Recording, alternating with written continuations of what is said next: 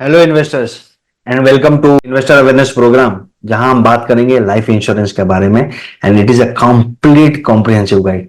There are few more people to join in, जो join करते रहेंगे। हम एटलीस्ट स्टार्ट करते हैं आज का वेबिनार जहां हम डिस्कस करेंगे लाइफ इंश्योरेंस कंप्लीटली। एक थरो नॉलेज मिलेगा आपको लाइफ इंश्योरेंस का। And I congratulate you for taking out time and attending today's webinar, and I hope I make value add to your time which you are sparing today. I remember when I started my career 2007-8 में मैंने career चालू किया था। Life insurance तभी privatisation हुई थी और काफी जोर शोर पे था। And many people were not aware about the life insurance policies कि वो पॉलिसीज होती क्या है, प्लान क्या होते हैं, फीचर्स क्या होते हैं, पॉलिसी बेनिफिट्स क्या होती है, टर्मिनोलॉजीज क्या होती है, किसको लाइफ इंश्योर्ड कहते हैं, किसको प्रपोजर कहते हैं, मैच्योरिटी क्या होती है, पॉलिसी पेमेंट टर्म क्या होता है। वो टाइम पे तो काफी नया था बिकॉज अर्लियर LIC ही एक कंपनी थी जो इंश्योरेंस प्रोडक्ट ऑफर करती थी। 2001-2002 में there were privatisation of insurance company और बहुत सारी कंपनीज ने एंटर किया था ये मार्केट में, जैसे HDFC life, ICICI life, max life, Bajaj alliance life. तो ये सारी कंपनी ने पेनिट्रेट करके बहुत सारे यूनिक प्रोडक्ट लेके आए थे मार्केट में। एंड वो टाइम पे नया था, market was not that matured. But जब मैं आज 2024 में बैठ के देखता हूं, जब मैं इन्वेस्टर से मिलता हूं, many individual investors in their own capacity still don't understand life insurance policies. आज भी वो गैप है। इतना एजुकेशन होने के बावजूद, इतनी फाइनेंशियल लिटरेसी होने के बावजूद, इतनी मैच्योरिटी होने के बावजूद there are still so much of gap जो आज भी हम देखते हैं जब हम इन्वेस्टर से मिलते हैं इंडिविजुअल बेसिस पे, कि दे don't understand life insurance products, they don't understand the terminologies, they don't understand कि वो प्रोडक्ट के फीचर्स कैसे उनके लिए बेनिफिशियल हो सकते हैं। Hence I thought of coming up with investor awareness programme जहां पे हम लाइफ इंश्योरेंस की बात करेंगे और एक कॉम्प्रिहेंसिव गाइड क्रिएट करेंगे ताकि आपको एक बेसिक अंडरस्टैंडिंग पहले तो मिल जाए एंड फिर नेक्स्ट अपकमिंग वेबिनार्स में हम उसको और डिटेल में समझने की कोशिश करेंगे। राइट, तो आज का सेशन शुरुआत करते हैं life insurance a comprehensive investment guide. तो understanding life insurance a comprehensive guide, उसके पहले आज का की टेकअवेज क्या है रहेगा कि वी विल अंडरस्टैंड कि लाइफ इंश्योरेंस होता क्या है, लाइफ इंश्योरेंस की इंपॉर्टेंस क्या है, what are the different types of life insurance, what are the commonly use jargons, जो जार्गन्स यूज होते हैं इंश्योरेंस पॉलिसी से रिलेटेड, और सबसे इंपॉर्टेंट है 3 popular ways to calculate insurance requirement, और आपको क्लेम कैसे करना है insurance and when can the insurance company turn your insurance policy down. Right, so आज की टेकअवेज ये रहेंगे। Hope so you make a note of it, take a notepad, a pen और pencil along with you and make a point that you understand these things better. So शुरुआत करते हैं basic data point से कि basic data points क्या है, कितने लोग इंश्योरेंस है। अगर मैं आज इंश्योरेंस की बात करता हूं तो ऐसा लगता है कि इंश्योरेंस सारे लोगों के पास है, पर जब हम डेटा पॉइंट्स चेक करते हैं तो hardly any people have insurance in India. Only a few of India's population is covered under life insurance plan. As per study, 30 people out of 100 have a life insurance policy in India. ये times of India का article है। ठीक है, 8 से 10% का ratio है rural India में और 78% का रेशियो है अर्बन इंडिया में। जब हम देखते हैं कि इंश्योरेंस सबके पास है, सबके पास है, सबके पास इंश्योरेंस नहीं है। India is the least penetrated market in terms of insurance. लोगों के पास इंश्योरेंस प्लान नहीं है, रिक्वायर्ड डेथ बेनिफिट नहीं है। लाइफ इंश्योरेंस इन इंडिया 2022 में LIC ने सोल की थी 2.2 करोड़ पॉलिसी। ठीक है, which was the highest. And this has happened because there was a income and employment stability. तो काफी सारी अवेयरनेस है, काफी सारा एजुकेशन है, एक्सेसिबिलिटी आज इंश्योरेंस कंपनी प्रोवाइड करने की, गवर्नमेंट की पॉलिसीज है, ये सारों ने क्रूशियल रोल प्ले किया है पिछले 20 साल में। 2001 से लेके 2021 तक की बात मैं कर रहा हूं, 20 साल की। तो काफी अवेयरनेस आया है पिछले 20 साल में। इंडिया में total every year insurance premium जो जमा होता है that is 6.93 lakh crore. This is across insurance companies. Right. इतना सारा प्रीमियम पे करने के बावजूद भी India is the under insurance market. In terms of market size, India is the 10th largest life insurance market globally. General insurance में देखें तो we are 4th largest in Asia and 14th largest in globe. ठीक है। 2021 में, this is as per the economic survey 2022-2023, 4.2% population is insured. Whereas अगर हम compare करते हैं 2000 में देयर वे 2.7% पॉपुलेशन इंश्योर्ड। ये ऑलमोस्ट डबल के करीब भी नहीं है। 20 साल में सिर्फ इतने लोगों ने और इंश्योरेंस लिया हुआ है। Hence, it becomes very important that we understand this product well and buy the right insurance policy and have a right amount of coverage. सही पॉलिसी बाय करनी है, राइट अमाउंट का कवरेज हमारे पास होना चाहिए। ठीक है। तो पहले समझते हैं कि इंश्योरेंस होता क्या है। इंश्योरेंस जनरली एक कॉन्ट्रैक्ट है बिटवीन पॉलिसी होल्डर जैसे कि मैं and between the insurance company जैसे कि एचडीएफसी लाइफ या आईसीआईसीआई लाइफ या बजाज लाइफ या एलआईसी। राइट। जहां पे हम कॉन्ट्रैक्ट में क्या डिसाइड करते हैं कि I will pay x amount of premium to the company and the company will pay me the death benefit. अगर मेरी डेथ हो गई तो कंपनी डेथ बेनिफिट देगी, या फिर अगर मुझे मेरी डेथ नहीं होती तो मुझे एक set amount of money maturity पे मिल जाएगा। So that is the basic concept. I will give the premium to the company. Company क्या करेगी, मेरी अगर डेथ हुई तो डेथ बेनिफिट दे देगी, अगर डेथ नहीं हुई तो मैच्योरिटी बेनिफिट दे देगी। सिंपल कॉन्ट्रैक्ट ये रहेगा। And individual policy holder will have a individual contract with the insurance company. मैंने पॉलिसी ली, I will have a individual contract with supposingly HDFC life insurance. You are buying a policy, you will have an individual contract with supposedly HDFC Life. So हर एक की policies अलग होगी, इसलिए contract अलग होगा। Reason है कि सब पॉलिसीज के टर्म्स एंड कंडीशंस अलग होंगे। So this is basically term life insurance के in case of an uncertainty which is death, in case of death the company will give my nominee the death benefit, or if I am alive at the end of the contract I will get the maturity benefit. Right. Simple language में this is what life insurance is. अब life insurance इतना important क्यों है, क्यों लेना चाहिए? Important, मुझे life insurance की जरूरत नहीं है। I have heard many investors saying this, but why insurance is important? Because ये आपकी फैमिली को फाइनेंशियली फ्यूचर को सिक्योर करता है। Right. Tomorrow I am there, I am not there, मेरी फैमिली की फाइनेंशियल फ्यूचर सिक्योर हो जाएगी। जो भी इंश्योरेंस का पैसा उनके पास आएगा that will help them to secure their financial future, right? Plus it will help to accomplish financial goals. मैंने मेरे बेटे के लिए गोल्स बनाए हैं जी, जो जो उसके हायर एजुकेशन के लिए काम में होंगे। कल उसकी शादी करवानी है तो उसके लिए पैसे लगेंगे, राइट। उनके और फ्यूचर गोल्स रहेंगे वो जो अचीव करने हैं। तो जितने भी फाइनेंशियल गोल्स रहेंगे, tomorrow if I am there I am not there, ये गोल्स तो रहेंगे। बच्चे एजुकेशन का कॉस्ट तो रहेगा, उसकी शादी करवाने का भी कॉस्ट रहेगा, घर खरीदने का भी कॉस्ट रहेगा। तो ये जो मेरे फाइनेंशियल गोल्स रहेंगे that will be accomplished if I have a good amount of insurance cover.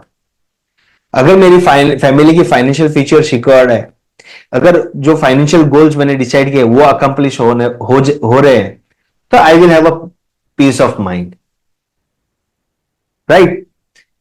ये सब अचीव करने के बाद जो भी मैं प्रीमियम पे करता हूं that helps me to save tax as well. इसमें पॉलिसी पे जो प्रीमियम में पे करता हूं वहां पे मुझे टैक्स डिडक्शंस मिल जाते हैं।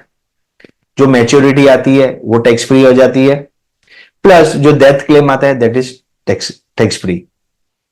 सो this insurance policy helps me to save tax, right? So this is why it is important to have a life insurance policy. Each and every individual in India should be having a life insurance policy.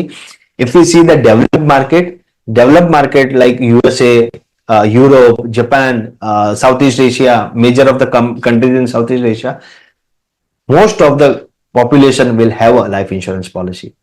70 to 80% का penetration है वो सारी countries का, right? So it is important that you understand the concept and buy a good amount of insurance coverage.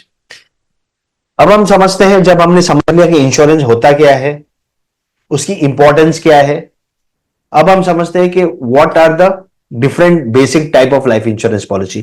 तो life insurance की जो policy है basically दो पार्ट में डिवाइडेड है। एक है pure protection. Pure protection will cover my life insurance, जिसमें मुझे कोई मैच्योरिटी बेनिफिट नहीं मिलती।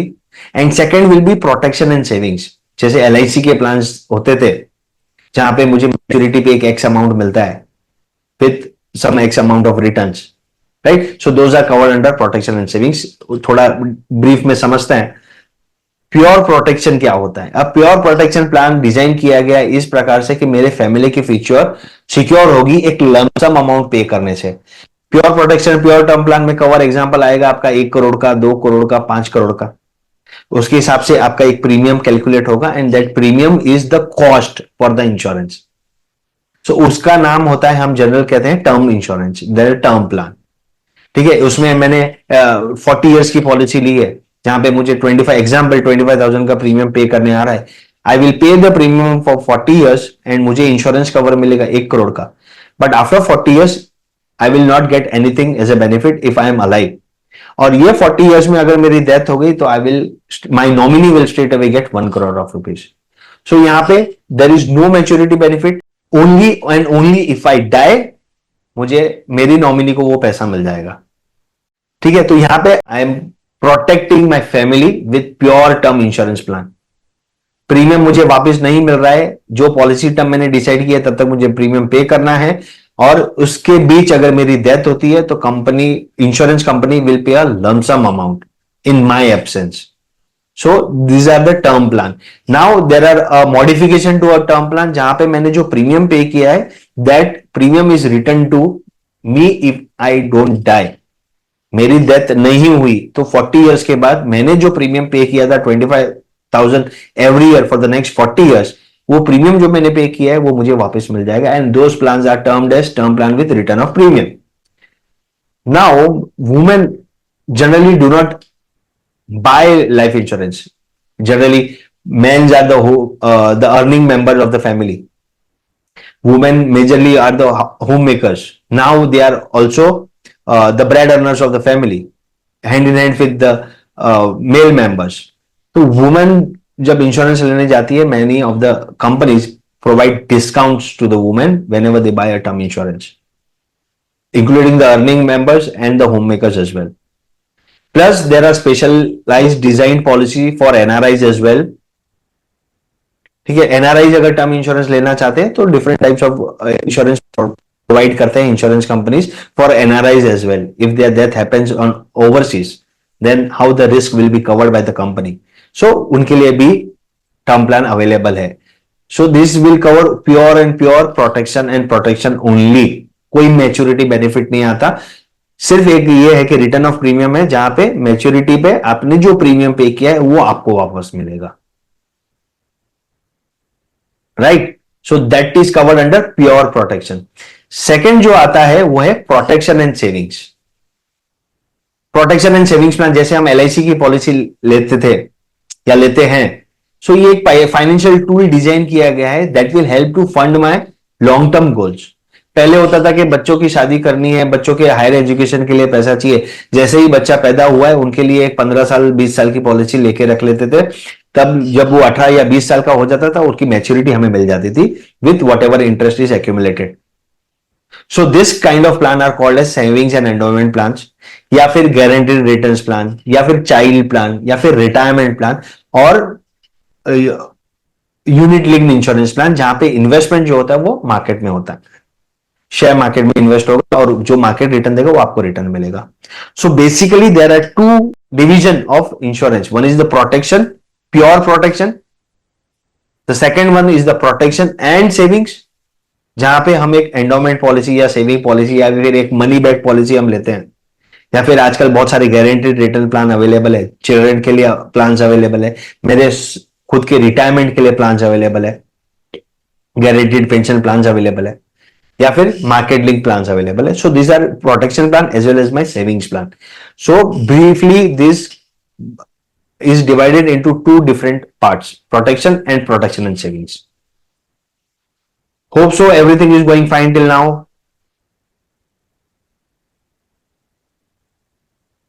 Yes, sir. Okay, so बहुत बार क्या होता है जब हम पॉलिसी लेते हैं, now if you see in the investment market many people are comfortable with the jargons, ठीक है, कि सेल प्राइस क्या होता है, बाय प्राइस क्या होता है, ओपन क्या है स्टॉक प्राइस का, क्लोज क्या है, हाई क्या है, लो क्या है, ठीक है, एफआईआईस क्या होते हैं, डीआईआईस क्या होते हैं, ठीक है। बट इंश्योरेंस में बहुत सारे इन्वेस्टर्स को हमने देखा है, they are not comfortable with the jargons और they don't understand the jargons very well. उनको नहीं समझ में आता है कि ये जार्गन्स क्या है, who is the life assured, who is the proposer. So ये कॉमनली यूज जार्गन है जो आपको मालूम होने चाहिए, जैसे कि life assured, who is the life assured, जिसके नाम पे इंश्योरेंस है वो पॉलिसी में, that person will be defined as life assured. I am taking in my name, I will be the life assured, right. Now the policies will have two different individuals, एक life assured हो सकता है, एक proposer हो सकता है। Life assured वो है जिसके नाम पे इंश्योरेंस है, और प्रपोजर वो है जो प्रीमियम पे कर रहा है पॉलिसी का।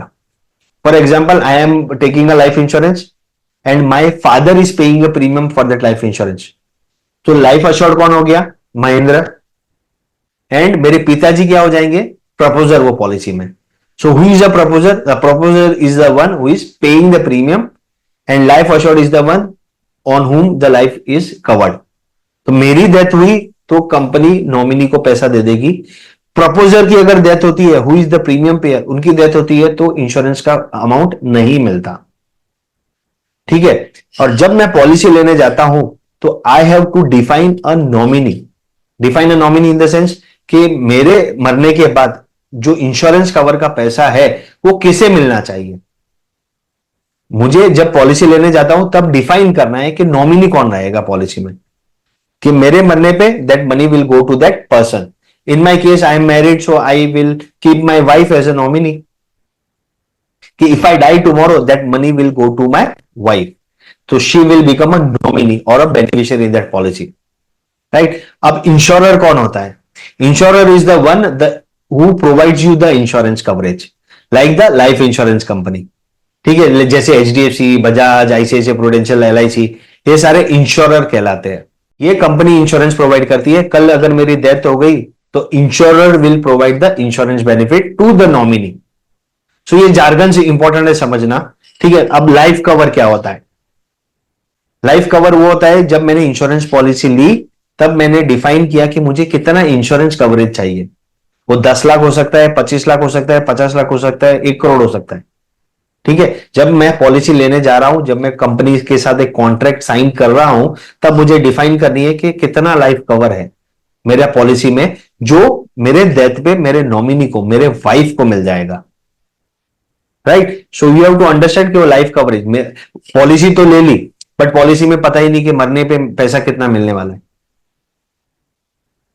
सो you have to understand that life cover आपको मालूम होना चाहिए, ये जार्गन आपको मालूम होने चाहिए। मैच्योरिटी बेनिफिट, हमने पॉलिसी तो ले ली 20 साल की, 25 साल की, 30 साल की, बट 25-30 ईयर्स अगर मैंने लाइफ इंश्योरेंस पॉलिसी ली, कुछ भी नहीं हुआ और ये पॉलिसी प्रोटेक्शन और सेविंग्स पॉलिसी है, तो मैच्योरिटी पे the company will give me the benefit of the premium paid. जो भी मैंने प्रीमियम पे किया था उसके साथ उसके ऊपर जो रिटर्न्स बने, that is given back to me on the completion of the policy, and that is called as the maturity benefit.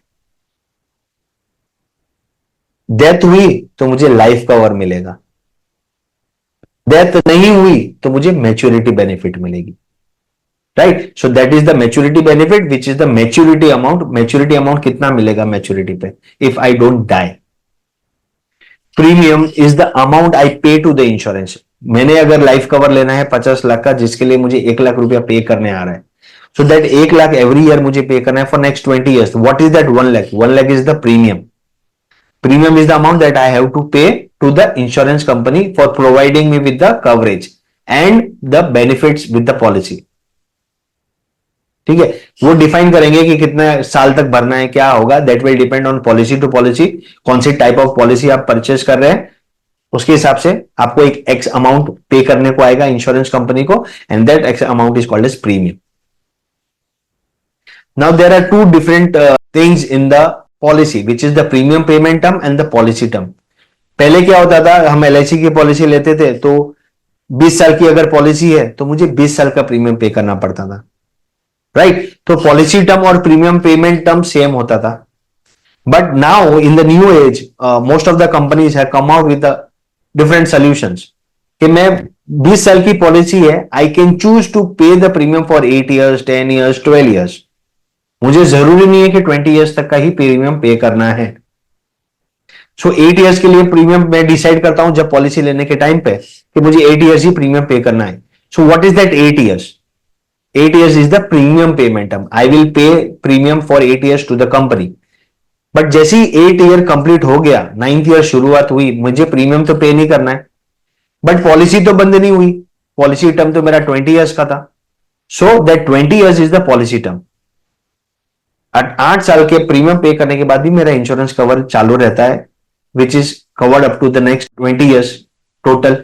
So premium payment term is the number of years for which I will pay the premium, and the policy term is the term which the insurance coverage will be there provided by the insurance company.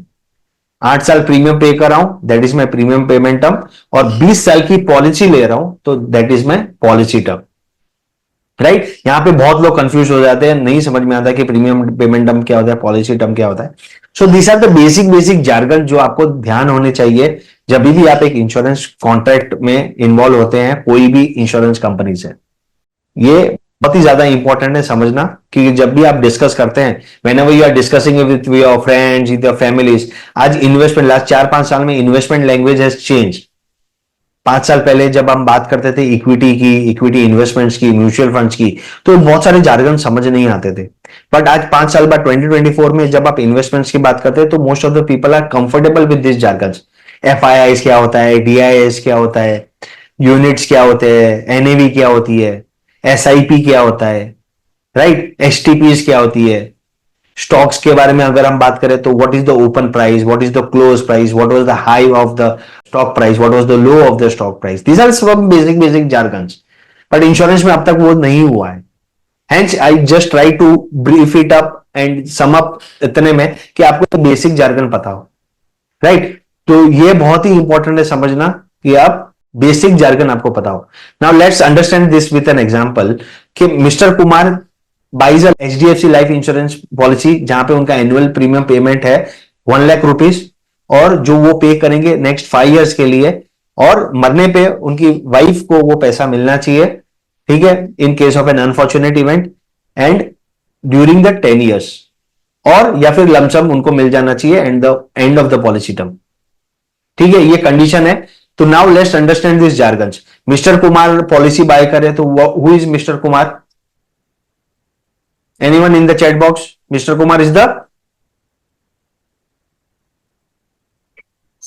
Life assurance. Correct. अब वो HDFC life insurance से policy bye करे तो HDFC life insurance क्या बन जाएगी? The insurer. ठीक है? वो 1 लाख का प्रीमियम पे कर रहे हैं, द एनुअल अमाउंट, तो 1 लाख रुपया क्या हो जाएगा उनका प्रीमियम. कितने साल पे करने वाले हैं? 5 साल. तो 5 साल क्या हो जाएगा? करेक्ट. अगर उनकी डेथ होती है तो वो जो द इंश्योरेंस कवरेज है वो उनकी वाइफ को मिल जाना चाहिए. तो वाइफ इस केस में क्या बन जाती है? Nominee. Correct. So life cover उनकी नॉमिनी को मिल रहा है, और पॉलिसी उन्होंने डिफाइन किया था कि 10 साल तक ये कवर रहना चाहिए. तो 10 years क्या हो जाएगा? Life cover. Policy term. 10 years तक पॉलिसी टर्म रहेगा. 5 साल पे करेंगे, इंश्योरेंस कवरेज 10 years तक रहेगा, और अगर कुछ भी नहीं हुआ तो मैच्योरिटी पे उनको मैच्योरिटी बेनिफिट मिल जाएगी at the end of 10 years. Right? So these are the jargons that you have to understand how it works. Now, once we have understood what is life insurance, the importance of having a life insurance, right? And हमने क्या समझा? Commonly used jargons and different types of policies in life insurance. Now, the most important thing in life insurance is कि insurance का requirement तो है, but वो calculate कैसे करें. When we meet investors, most of the investors are under insured.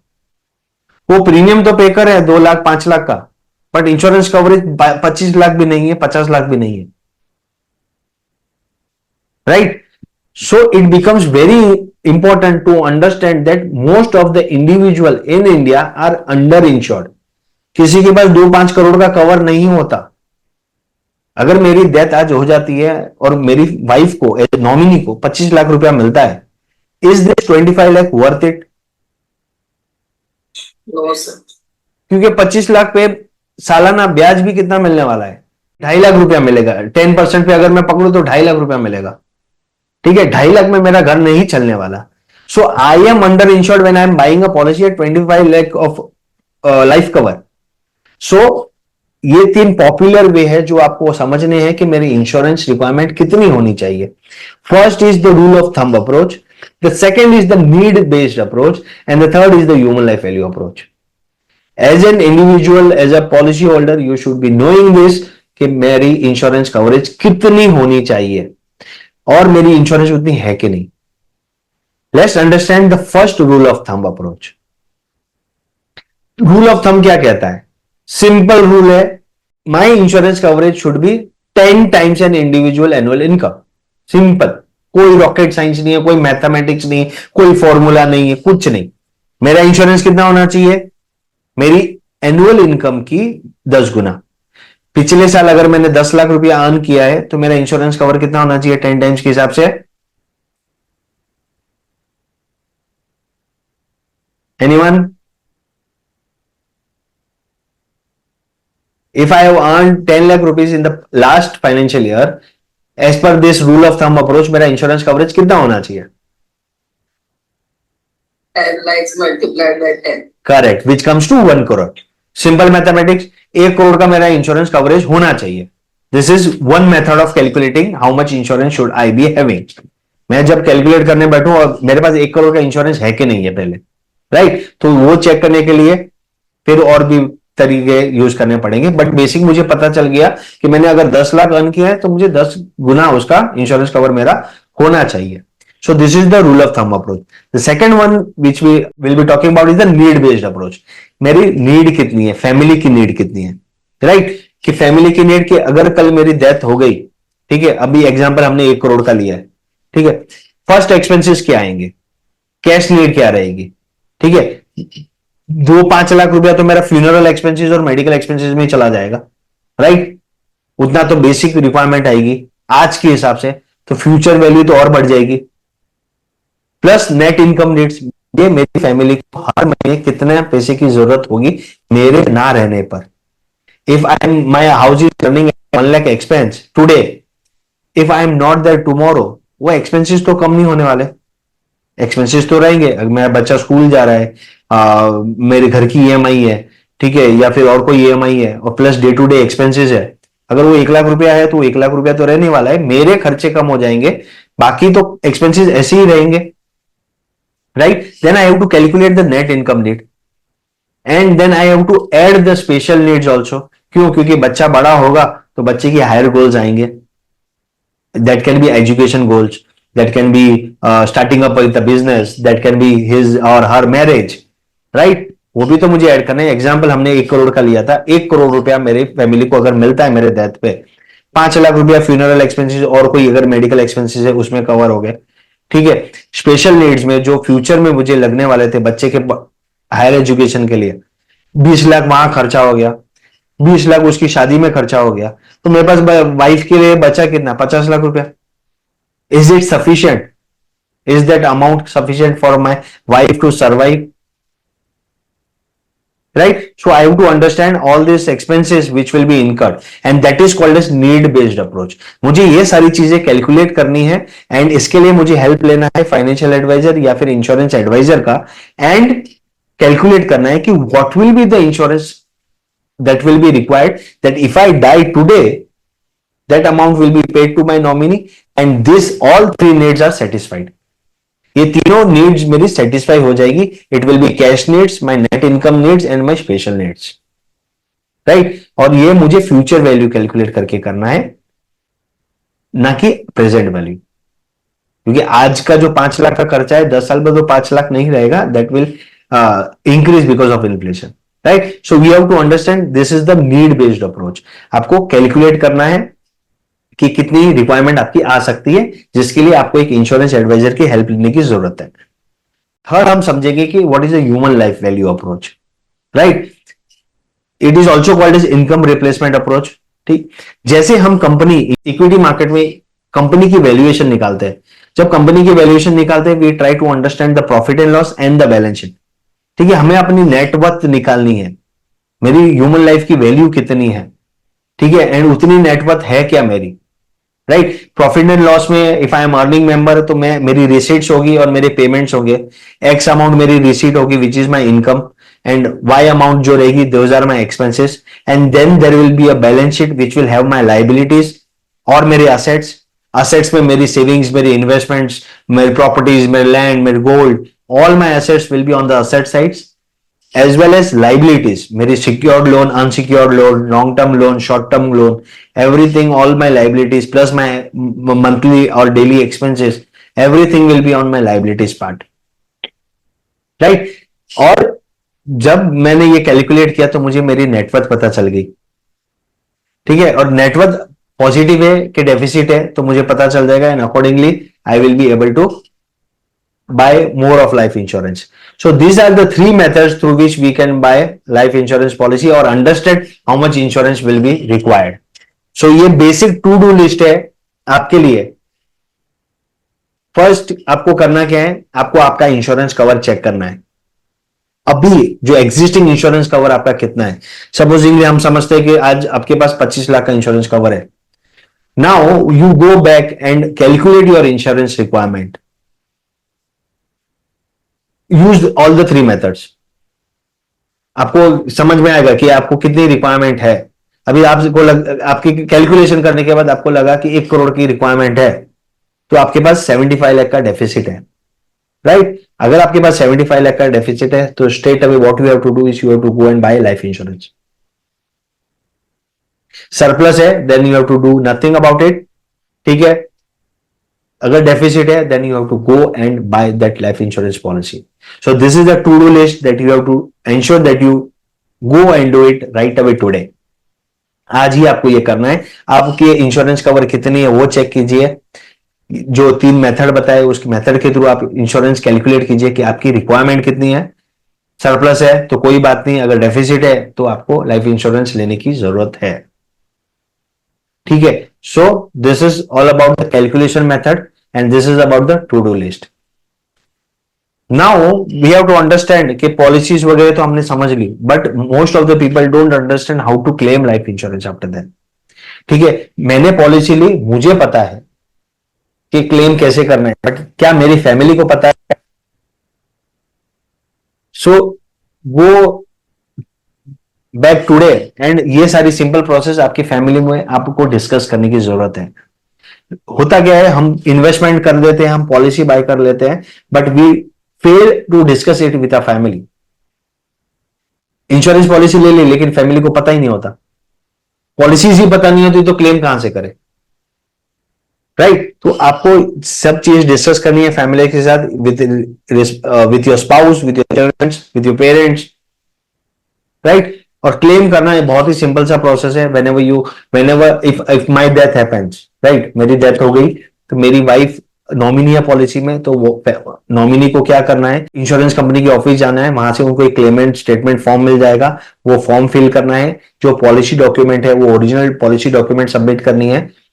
Death होने पे death certificate issue होगा, ठीक है, वहां पे लोकल म्युनिसिपल अथॉरिटी जहां पे भी डेथ हुई, मुंबई, दिल्ली, कोलकाता, हैदराबाद, बेंगलोर, जहां पे भी डेथ हुई है, I can go and will get the death certificate, ठीक है। क्लेमेंट जो क्लेम करने जा रहे हैं, जो नॉमिनी है, उनके फोटो आइडेंटिटी प्रूफ लगेंगे, ठीक है। बैंक में पैसा आएगा क्लेम का तो कैंसिल चेक आपको प्रोवाइड करना है।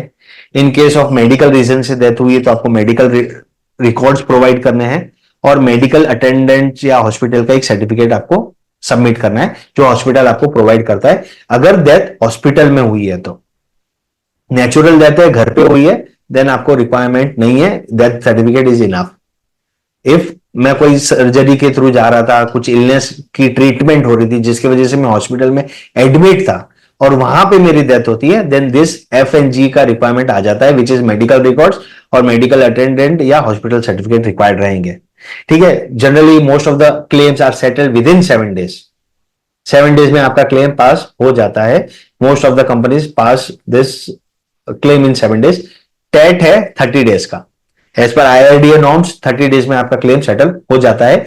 टाइम वहां लगता है जहां पे डेथ आपकी एक्सीडेंट से हुई हो या फिर सुसाइडल हो, ये मैं आपको बताता हूं। अगर आप किसी पॉलिसी होल्डर की डेथ एक्सीडेंट से हुई है या फिर सुसाइडल डेथ है, तो आपको एडिशनल डॉक्यूमेंट की रिक्वायरमेंट रहती है। ठीक है, एक तो आपको पोस्टमार्टम रिपोर्ट सबमिट करना है, राइट। जैसी अगर एक्सीडेंटल डेथ हुई, सुसाइडल डेथ हुई, तो पोस्टमार्टम वो इंडिविजुअल का होता है, राइट।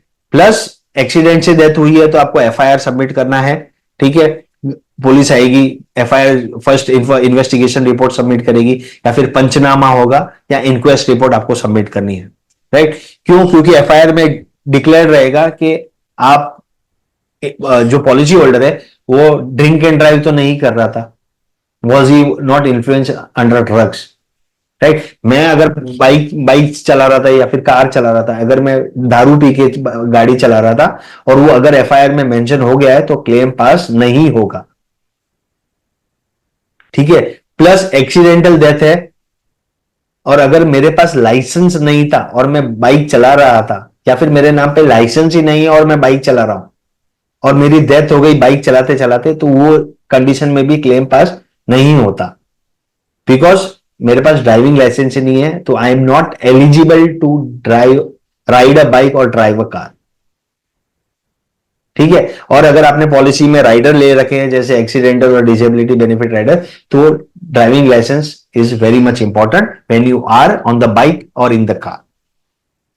तो ये एडिशनल रिक्वायरमेंट रहते हैं, इसमें थोड़ा समय ज्यादा लगता है क्लेम पास होने में, बट क्लेम पास हो जाता है। So you have to understand and make your family member also understand the claim process. सबको ये मालूम होना चाहिए कि what is the claim process and what is the insurance policy that you have bought from the insurance companies and terms and conditions उनको भी मालूम होने चाहिए। डेथ होने पे क्या बेनिफिट मिलेगा, मैच्योरिटी पे क्या बेनिफिट मिलेगा, एंड क्लेम करने का सिंपल सा प्रोसेस है। It is not that much complicated and only थोड़ा कॉम्प्लिकेशन बढ़ जाता है जब एक्सीडेंटल या सुसाइडल डेथ है तो, और else it is a very simple process and all the companies settle your claim with in 7 days. अगर ये एक्सीडेंट सुसाइडल डेथ हुआ तो 30 डेज के अंदर अंदर आपका क्लेम सेटल हो जाता है, right. So this is how you will be able to claim your life insurance after that. Sir लेकिन जब भी हम लाइफ इंश्योरेंस लेते हैं तो उसमें अगर हमने पहले ही डिक्लेयर किया है कि हम ड्रिंक्स लेते हैं, तो दैट केस अगर वो बाइक से जा रहा है और उसका एक्सीडेंट हो गया है, वाइल तब रिपोर्ट में ये आया कि उन्होंने ड्रिंक्स लिया है, करेक्ट, तो उस केस में फिर क्या होगा? उसके केस में भी क्या होता है ना, देखो दारू पीना एक बात है, दारू पी के गाड़ी चलाना दूसरी बात है। अगर मैं दारू पी के बाइक चला रहा हूं, एक्सीडेंट भी नहीं होता तो लेकिन पुलिस मुझे पकड़ सकती है, राइट। दारू पीना है तो घर बैठ के भी I can drink, but I it is not compulsion rule that I have to drive also. ठीक है, मैं घर जा सकता हूँ टैक्सी लेके, बाइक या फिर किसी सॉरी ट्रेन से, बस से, नेसेसरी नहीं कि मेरे को बाइक चला के जाऊं। ऐसा होता है कि हमारा फॉल्ट नहीं होता है, सामने वाले का फॉल्ट है, उसकी वजह से आपका फॉल्ट हो, इफ्स एंड बट्स रहते हैं, correct. But ifs and buts में if you are under drinking influence, आपने पी के चला रहे हो, सामने वाले ने भी आपको अगर एक्सीडेंट कर दिया तो भी आपका क्लेम पास नहीं होता। क्यों? क्योंकि उनके पास एक कंडीशन मिल गई है that you were under the influence of alcohol.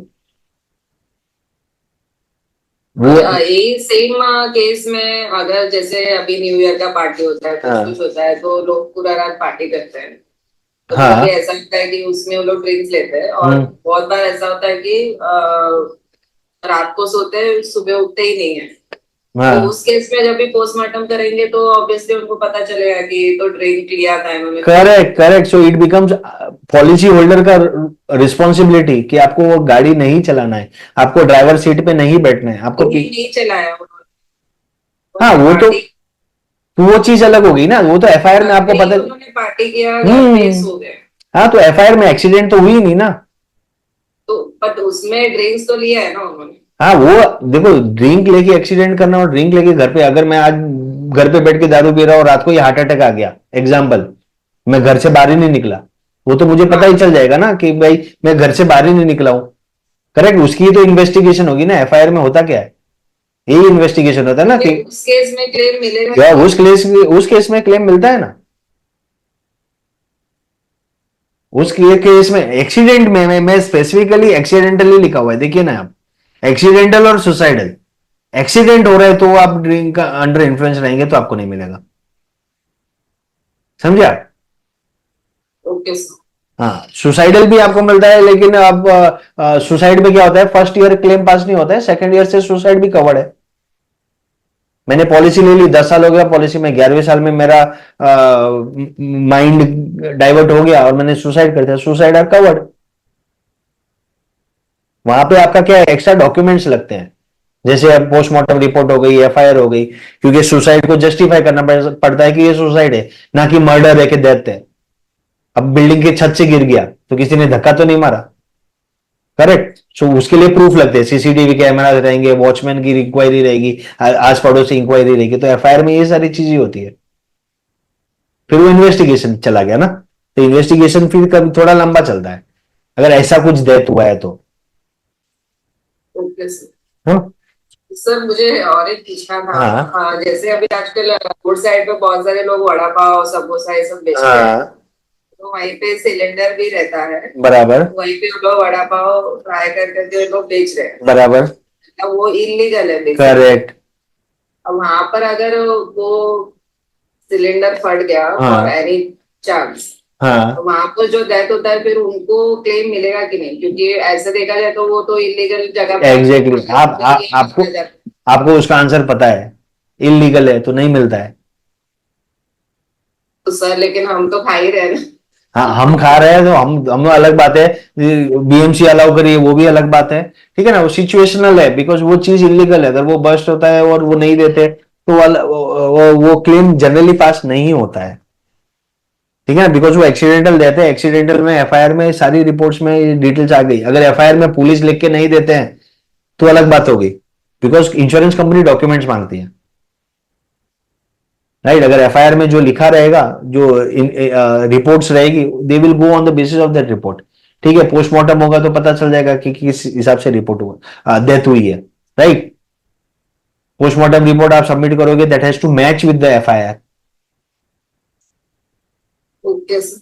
समझे ना? तो आपको दोनों चीज मैच करनी है कि अगर वो इलीगल चीज है तो वो नहीं मिलता है, क्लेम वहां पे सेटल नहीं होता है ना। इलीगल है, लेकिन मीन्स मेरा पॉइंट ये है कि फिर वो बीएमसी का भी तो वो है ना कि फिर उन्होंने क्यों अलाउ किया? वो फिर एकदम लीगल चीज चला गया। हाँ, वो तो ये नेचुरल कैलेमिटीज होते हैं जैसे अर्थक्वेक उसमें भी मिलता है, उसमें मेजर है। अभी केदारनाथ का जो हुआ था लास्ट 2013 में, उसके बाद सारी इंश्योरेंस कंपनी ने कवर करना शुरू कर दिया है, पहले नहीं करते थे। फिर सब कंपनीज ने क्लेम, केदारनाथ में जितने विक्टिम्स थे नेचुरल कैलेमिटीज के, उसके बाद सारी इंश्योरेंस कंपनीज ने क्लेम सेटल करना शुरू कर दिया है।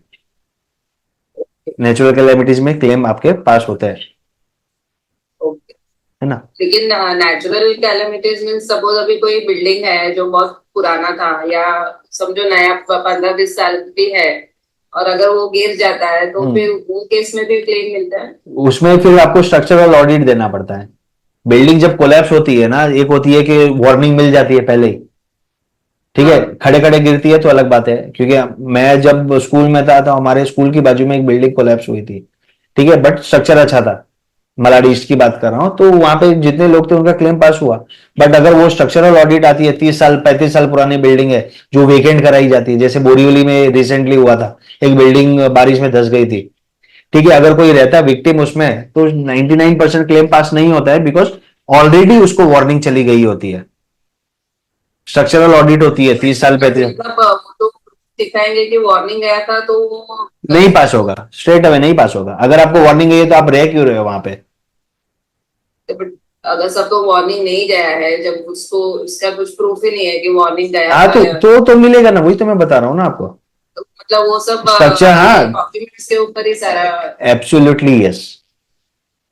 ये सब कंडीशनल हो गए, क्योंकि सारे के सारे डेथ ऐसे नहीं होंगे, करेक्ट? अगर वो बिल्डिंग को वार्निंग मिली थी, जब वो इन्वेस्टिगेशन करेगी तो कोई इंश्योरेंस कंपनी ऐसे केस में इन्वेस्टिगेशन करेगी, बिकॉज ये सारे एक्सीडेंट्स हो गए।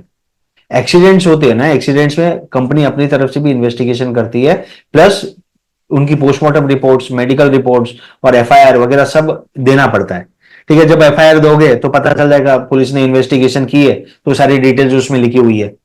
करेक्ट, डेथ कैसे हुई है, सर पे कुछ गिरने से हैवी स्लैब गिरा होगा, करेक्ट, तो ब्रेन डैमेज हुआ होगा, पैर पे गिरा होगा, इंटरनल ऑर्गन डैमेज हुए रहेंगे, करेक्ट, सो वेरियस कंडीशंस रहेंगे उसमें, है ना। वो जब आप डॉक्यूमेंट सबमिट करते हैं ना, उसमें लिखा हुआ रहेगा, तो वो सिचुएशनल बेसिस है। सर मैंने अभी ऑनलाइन, इसीलिए सर्वे होता है। करेक्ट, ये सर्वे रहता है, आपको इन्वेस्टिगेशन होगी, इन्वेस्टिगेशन में आपको ये सब डिक्लेयर करना पड़ता है। और ये सब इन्वेस्टिगेशन रिपोर्ट जब कंपनी के पास जाती है, वो बेसिस पे आपका क्लेम पास होता है। करेक्ट है ना। सर मैंने और एक सुना था कि अभी जो कोविड के बाद से वो लोग ये भी देखते हैं कि उन्होंने कोविड का वैक्सीन लिया था कि नहीं, ऐसा ये भी है क्या, मतलब? हाँ, ये अभी पहले अभी कंपलसरी था, अब 24 मेरे ख्याल से ये साल से इतना इंपॉर्टेंट नहीं है कि कोविड वैक्सीन आपने लिया था कि नहीं। पहले जो इंश्योरेंस कवर दे रहे थे ना, तो कोविड वैक्सीनेशन लिया है कि नहीं वो कंडीशन पे ही दे रहे थे इंश्योरेंस, और वो कोविड वैक्सीनेशन होना कंपलसरी था। बट 24 ये साल से, अप्रैल के बाद से most of the companies are not bothered about this. बिना वैक्सीनेशन के भी आपको मिल रही है पॉलिसी, दे रहे हैं वैक्सीनेशन से। और क्लेम भी मिलता हाँ हाँ, पॉलिसी अगर कंपनी दे रही है बिना वैक्सीनेशन सर्टिफिकेट के, तो क्लेम भी पास ही होगा ना। ये जब मैं कॉन्ट्रैक्ट में जा रहा हूं तो कंपनी ने मेरे से जो जो डॉक्यूमेंट मांगा मैंने सब दिया। So the contract is always on utmost good faith. whatever information I have, I will give it to the company, and whatever the information about the policy का benefit features, company will be showing it to me. वो benefit मुझे अच्छा लगेगा, then only I will be entering into that contract. है ना। तो ये 5 condition है जहां की वजह से इंश्योरेंस कंपनी इंश्योरेंस नहीं भी दे सकती है। ठीक है, मैं पॉलिसी लेने जा रहा हूं कंपनी के पास, और कंपनी रिजेक्ट भी कर सकती है ये सारे कंडीशन पे। एक तो इनकम लिमिटेशन है, मुझे 1 करोड़ का कवर चाहिए लेकिन मैं सिर्फ महीने का 25,000 कमा रहा हूं, तो अंडरराइटिंग का प्रोसेस जो होता है, they will not allow me to get that insurance cover. ठीक है, तो इनकम सेटिस्फाई होनी चाहिए, बिकॉज अगर मेरी इंडिविजुअल वैल्यू उतनी नहीं है तो दे will not be covering me by that much risk. For example 3 lakh रुपया साल का कमा रहा हूं, तो they will give me 10 times 20 times का कवर, विच इज 30 और 60 लैक्स, राइट। तो 60 लैक्स, बट मैं 1 करोड़ मांगने जा रहा हूं, तो company can deny me that insurance cover. ठीक है, मैं कोई हजार्डस एक्स्ट्रा करिकुलर एक्टिविटीज में काम कर रहा हूं, ठीक है, ऑयल रिग में काम कर रहा हूं, या फिर और कोई हजार्डस एक्टिविटीज है, फायर क्रैकर बनाने वाली कोई कंपनी है, तो मेरा प्रोफाइल अगर डिफिकल्ट प्रोफाइल है, ठीक है, डेंजरस प्रोफाइल है, तो company can deny me giving me the insurance cover. या फिर मुझे ऑलरेडी कोई डिजीज है, ठीक है, मैं जब एप्लीकेशन फॉर्म में लिखता हूं या और कंपनी को बताता हूं, तो company can deny me, because company को रिस्क है कि ये क्लेम आ सकता है, they will not be happy to cover you for that risk. ठीक है, इसीलिए कहते हैं कि जब आप फिट एंड फाइन होते हो तभी आपको इंश्योरेंस पॉलिसी लेने की जरूरत है, ना कि जब आप बीमार हो जाते हो। लोगों को क्या होता है, एक बीमारी पकड़ती है तभी आप वो हेल्थ इंश्योरेंस लेने के लिए या फिर लाइफ इंश्योरेंस लेने के लिए चले जाते हैं, राइट। लेकिन आपको पॉलिसी तब लेनी है जब आपकी एज कम हो, पहला, आपके पास कोई बीमारी नहीं है, बिकॉज तब आपका प्रीमियम कम होता है। मैं जब 30 साल का था तब मैंने अगर एक 5 करोड़ का कवर लिया रहता तो एक एक्स अमाउंट का प्रीमियम, बट मैंने सिर्फ 1 करोड़ का कवर लिया। बट आज मैं जब वही और 1 करोड़ 2 करोड़ का कवर लेने जाता हूं, तो मेरा प्रीमियम काफी हाई हो गया, राइट। सो ये चीज समझना बहुत जरूरी है कि अगर मेरे को कोई और बीमारी अगर आते साल में लग गई, तो प्रीमियम और ज्यादा बढ़ जाएगा, और शायद कंपनी इंश्योरेंस कवरेज दे ना भी दे मुझे। ठीक है, सो ये कंडीशंस होते हैं जहां पे मेरा इंश्योरेंस पॉलिसी डिक्लाइन हो सकता है। हजार्डस कंडीशंस में I am a very adventure free. ठीक है, आजकल लोगों को एडवेंचर से रिलेटेड बहुत ही एक्टिविटीज करने में इंटरेस्ट है। ठीक है, तो ये सारी एक्टिविटीज में अगर मेरी डेथ होती है या फिर मैं वैसा एडवेंचर एंथुजियास्ट हूं, तो मुझे कंपनी पॉलिसी देने से मना कर सकती है। जैसे मैं स्काई डाइविंग करना चाहता हूं, बंजी जंपिंग करना चाहता हूं, रिवर राफ्टिंग करना चाहता हूं, ठीक है, अगर मैं उसमें बहुत ज्यादा एंथुजियास्ट हूं और मैं ये ज्यादा करता हूं, और मैंने वो पॉलिसी में जब डिटेल्स मांगता हूं तो मुझे लिखना है, तो कंपनी पॉलिसी देने से मना कर सकती है। ठीक है, या फिर कोई प्रीवियस पॉलिसी आपने लेने गए तो कोई कंपनी के पास, जो डिक्लाइन हुई थी वो बेसिस पे भी मुझे कंपनी इंश्योरेंस देने से मना कर सकती है. That can be for any reason. That can be for disease also, that can be for my income limitation also, that can be on my basis of profile also, and that can be for adventure enthusiasm also. तो ये कोई भी reason की वजह से मुझे company policy देने से भी मना कर सकती है. ठीक है, जब मैं फिट हूं फाइन हूं तभी मुझे पॉलिसी लेनी है, बिकॉज तब एक पहला कंपनी इंश्योरेंस देगी. ठीक है, दूसरा प्रीमियम भी मेरा कम रहेगा. That Right. time you are insurable. Exactly. So you are insurable. जब आप इंश्योरेबल है तब आपको इंश्योरेंस मिलेगा. जब आपको डिजीज लग गई तब आपको शायद कंपनी देगी पॉलिसी, बट कंडीशन पे देगी, प्रीमियम बढ़ा के देगी. ठीक है, आपका वेट भी बढ़ जाता है if you are not into that BMI index. ठीक है, तो वो भी आपका प्रीमियम बढ़ जाता है. सो यू हैव टू पे extra for the same coverage. So it is always advisable, जब आप फिट हो फाइन हो तब आप इंश्योरेंस के लिए जाओ, तब आपका प्रीमियम कम रहेगा. एंड वो प्रीमियम जो रहता है वो फिक्स हो जाता है फॉर द पॉलिसी टर्म. आपने 20 साल की, 30 साल की, 40 साल की, 50 साल की भी पॉलिसी अवेलेबल है. होल लाइफ पॉलिसीज अवेलेबल है. ठीक है, तो जितना भी टर्म आपने चूज किया है प्रीमियम फिक्स हो जाता है. पॉलिसी लेने के बाद आपको कोई बीमारी हुई है तो कोई प्रॉब्लम नहीं. राइट, ये लाइफ इंश्योरेंस की बात कर रहा हूं. ठीक है, तो आपको डेथ बेनिफिट तब भी मिलेगा. राइट, उसके बाद पॉलिसी लेने के बाद 5 साल 7 साल के बाद आपका वेट बढ़ गया हो एंड आप वो बीएमआई इंडेक्स में नहीं हो, फिर भी आपका डेथ बेनिफिट आपको मिलेगा. बिकॉज जब आप पॉलिसी लेने गए थे तब आप फिट थे. उसके बाद कुछ भी होएगा insurance company will cover that. Right, so this is all about insurance that I wanted to cover in this, and these are the few good quotes. मुझे हाँ. और एक डाउट है, आपने वो एडवेंचर एक्टिविटीज का बोला, हाँ, तो ऐसे तो मतलब हम लोग सब जाते ही है ना, इमेजी का ऐसे ये इधर, तो फिर इतनी बड़ी बड़ी राइड्स रहती है, अगर उसमें इमेजी का ये सब एंटरटेनमेंट है, वो एडवेंचर नहीं है. ठीक है, देयर आर चांसेस कि अगर उधर क्लेम पास होता है वहां पे. क्लेम वहां पे क्लेम रिजेक्ट नहीं होता. कहां पे? वो इमेजिका में गए, वो राइड ही टूट के गिर गई. बहुत बार इमेजिका में 2-3 इंसिडेंट हुए, तो वो केस में अगर डेथ होती है तो क्लेम पास होता है. एडवेंचर एक्टिविटी, स्काई डाइविंग कर रहे हो आप, आजकल लोगों को माउंट एवरेस्ट पे चढ़ना है. ठीक है ना, सो ये सारी एक्टिविटीज जो होती है ना, बंजी जंपिंग है, और आप फ्रीक्वेंटली कर रहे हो, वंस इन अ वाइल ठीक है, बट अगर आप वो करते हुए अगर आपकी डेथ हो रही है तो क्लेम पास नहीं होता है. ओके है ना. So these are the few good quotes which I generally like whenever I speak about life insurance. That you don't have to buy life insurance because you are going to die, but because those who you love are going to live. Insurance policy का सबसे बड़ा बात यही है कि वो आपके लिए है ही नहीं. It is for your family members. It is not for you. It is after me going. मेरी डेथ होने के बाद उनकी स्टैंडर्ड ऑफ लिविंग गिरनी नहीं चाहिए. ठीक है, ये जो इंश्योरेंस का पैसा आएगा, बड़ा रकम आनी चाहिए, 1 करोड़ 2 करोड़ की, ना कि 10 लाख 5 लाख की.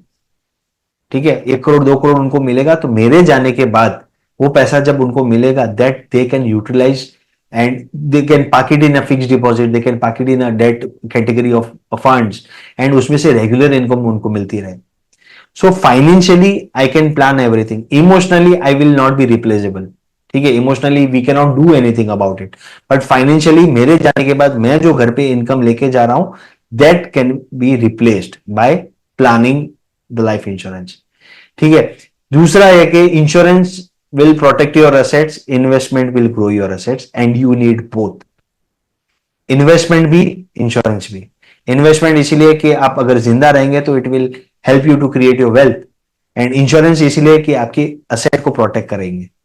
राइट, अगर मेरी वाइफ के पास उतना इंश्योरेंस कवर नहीं आएगा, and if she has to manage it without that insurance money, what will happen is she will slowly and gradually sell off the asset. पहले लैंड होगी तो लैंड बिकेगा, प्रॉपर्टी होगी तो प्रॉपर्टी बिकेगी, ज्वेलरी होगी तो ज्वेलरी बिकेगी, to fund the day to day expenses and fund the my child education, जो भी बड़े बड़े गोल्स रहेंगे वो. Right, and the last one is it's cheaper to buy life insurance 10 years early than 1 minute too late. 10 साल पहले, 20 साल की उम्र में भी खरीद लोगे ना, चलेगा. क्यों? क्योंकि प्रीमियम तो कम रहेगा ही. We being an advisor, we also experience this things कि भाई वो 30 साल की उम्र में मैंने 1 करोड़ के बजाय 3 करोड़ क्यों नहीं लिया। ये हाइंडसाइट में जाके पता चलता है कि तब मुझे लेना चाहिए था। आज मैं वो लेने जा रहा हूं तो कोरोना के बाद तो 15-20% का प्रीमियम ऐसे ही बढ़ चुका है और एज की वजह से और प्रीमियम बढ़ चुका है। आज बहुत ही एक्सपेंसिव लग रहा है और मुझे पता है आते 5 साल अगर नहीं भी लूंगा तो और ज्यादा एक्सपेंसिव हो जाएगा। So it is always cheaper to buy life insurance 10 years early than 1 minute too late. So these are the few good quotes that I generally like about life insurance. And this was all about life insurance. And this is a thing for you to read and understand. I'll give a pause of 30 seconds. Simple सा question है, if you died today, would your family will be able to live at a better, same or worse lifestyle than they have now? Think it for yourself. 30 seconds.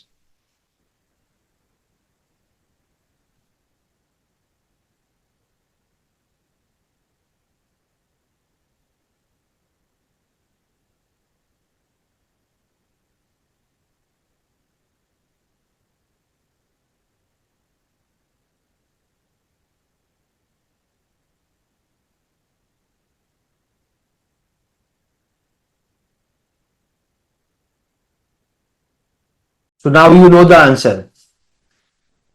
कि आपको insurance लेना है, क्यों लेना है और लेना है तो कितना लेना है। Correct. So this is for today. आज हमने समझा in this investor awareness programme we have tried to understand what is life insurance, what is the importance of life insurance, different two categories of life insurance, one was protection, pure protection, one was protection and savings। ठीक है, हमने commonly use jargon समझे because jargon तो बहुत सारे and it is difficult to cover in this one single topic. And सबसे important था 3 popular ways to calculate insurance requirement. ठीक है, एंड हमें क्लेम कैसे करना है after that this thing has to be important for the nominee to understand. Nominee को मालूम होना चाहिए कि क्लेम कैसे करना है, right, and why insurance can be turn down. So hope so we have tried to cover all the information in this video. In the next webinar we'll be covering the different types of policies, individual policies को थोड़ा deep में समझेंगे so that you get a gist of what types of policies are available. I'm not trying to promote a product or pitch a product, but the concepts आपके clear होने चाहिए जब भी आप लाइफ इंश्योरेंस के बारे में सोचो समझो लेने जाओ तब। ठीक है, so next session we will be having what are the different types of policies available. Pure term हमने समझा तो प्योर प्रोटेक्शन में कौन सी टाइप्स ऑफ पॉलिसीज अवेलेबल है, प्रोटेक्शन एंड सेविंग्स है तो उसमें हमारे पास कौन सी पॉलिसीज अवेलेबल है, which are the policies that will benefit you in the long term, and will try to cover in the next webinar. Any question till now?